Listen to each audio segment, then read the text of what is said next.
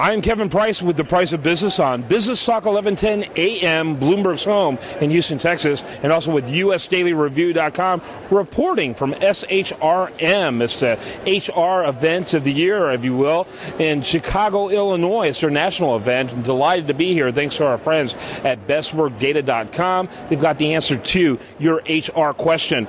I'm delighted, thanks to the folks there at Best Work Data. I get to meet a lot of interesting folks from all over the country here at this event to learn, grow, network.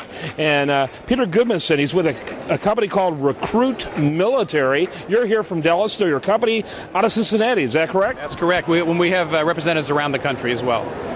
Kind of give us your elevator speech, if you will, about your organization. Sure. Well, Recruit Military is a 15-year-old company, and its sole purpose is to help employers hire veterans. So we do that by offering online products and services, events. We do 67 opportunity expos around the country.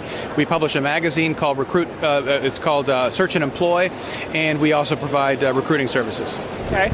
And what's interesting about that is that since I think 2001, you got started before then, 2000. Since 2001, there's been kind of a level of interest in our veterans like I haven't seen really probably since post-World War II, and I wasn't really around to see it then, but I've read about it as a history student. And there was a period of time where maybe the best word to describe the cultural attitude towards the military was ambivalent, and there wasn't really a lot of excitement about them really in 2000. So you preceded a trend that has become very prominent. Was it because of the fact that you felt the military wasn't getting the interest it deserved that made you decide to develop this? No, the interest has been around for a long time. The challenge is that there are a lot of people who want to hug a veteran, say thank you for your service, that sort of thing.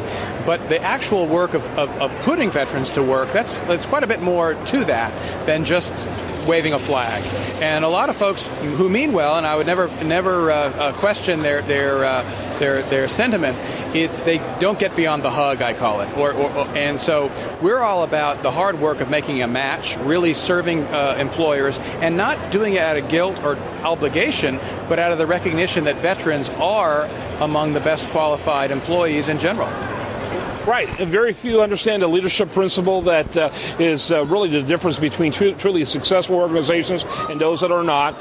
If you don't get the leadership principle, you usually get discharged without honor. And so it's a great culture to get not only a person who has been educated in that, but has been embedded in that and became part of that culture, or they really wouldn't have survived in the military. And so that's an immediate asset for any corporation. Exactly. Integrity, resiliency, character, determination, team orientation, all of these things are found in abundance. Loyalty, and frankly, what makes a great employee? It's all those things. Although we tend to hire based on what I call plausible deniability, trying to explain to your boss, well, it's not my fault. I mean, he didn't work out. I mean, he came from a weird background. But what makes people excel? It's those intangibles, those attributes of character that I just described. Yeah, absolutely, and those are hard to quantify, but they're there, and so you absolutely have to make that part of it. So, kind of an odd question, but I think you'll understand it. Post 2001, everything has changed. Was that a great springboard for your business? What happened in September of 2001? Actually, there's been more awareness in the general society, perhaps, but I would say probably after the first Gulf War in the early 90s, there was probably even more of a shift at that time, and there's an ongoing recognition. Actually, smart companies have been hiring out of the military for a long time. Companies like General Electric and so on will recruit junior officers out of the military. Pizza Hut, Pepsi, all these companies have been hiring junior officers, for example, forever. So it really got into the mainstream of the culture and in the media, but smart companies have been doing it for a long time. Yeah. And back in the old days, there's a reason why we haven't elected a president with military experience since the first George Bush until the 1960s. The United States had a draft. It continuously had a draft, and there was a large sector of the population that had military experience because they had little choice. That's created a rather major cultural shift to where what was common has now become very special, and you're not getting people who were forced to join, but join out of a decision on their part, which meant that they had already some of those character traits, or they would have chose something else to do. Talk a little bit about that. It's absolutely self-selecting. You're absolutely right.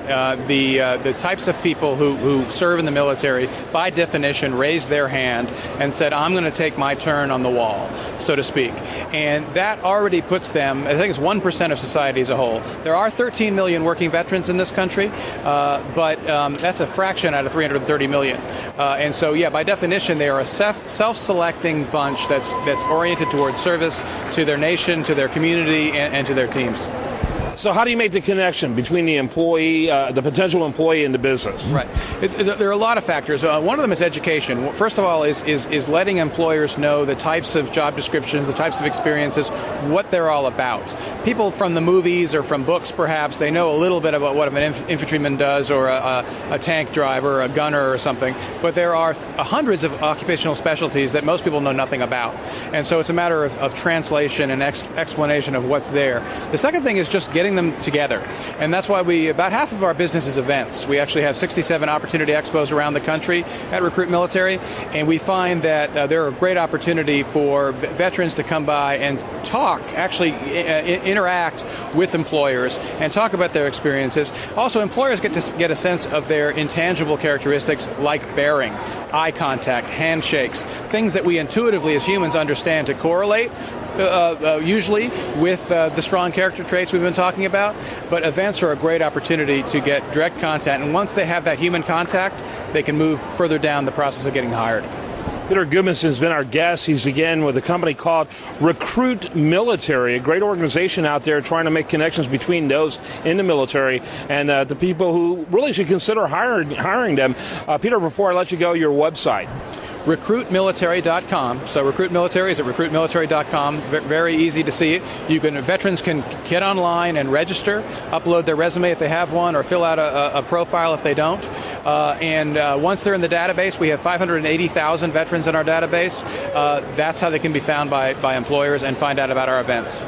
I love that name, RecruitMilitary.com. Shocking it was available. You'd think the Army or Navy or someone like that would have grabbed it. RecruitMilitary.com. Make sure you check that out. I'm Kevin Price. This is The Price of Business, reporting again from Chicago at the SHRM convention.